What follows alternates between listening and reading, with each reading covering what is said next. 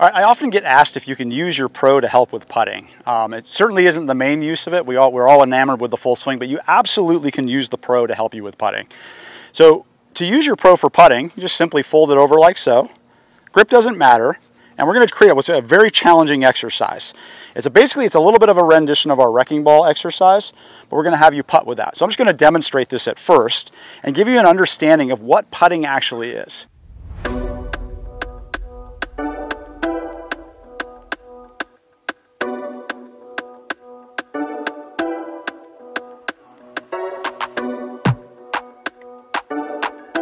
So most people treat putting completely different than their actual full swing, because it's supposed to be still and it's supposed to really guide and make sure the putter stays straight. Well, the one thing that makes putting difficult for most people is they try to be too rigid and too careful with the motion. They actually create more problems by being too tense with it, and that creates jabby strokes and a lot of face problems. Okay, so when you learn putting with the Pro, it's different.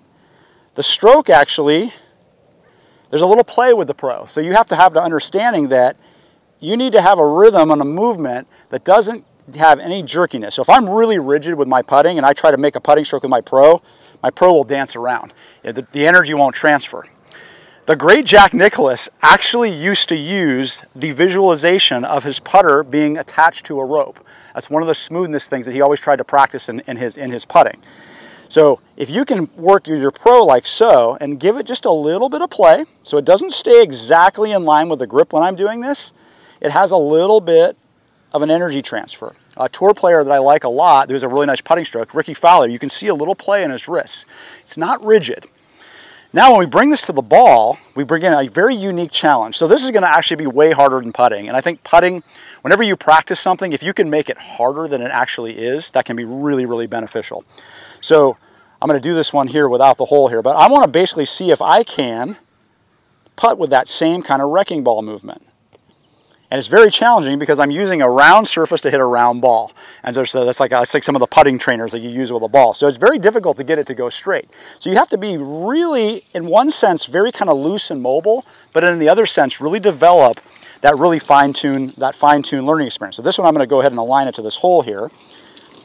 I'm going to get myself nice and squared up, and I can feel like I got the center of that cylinder with that ball, and then see if I can make a movement that actually gets to do it. And that one I caught it just a little off center there.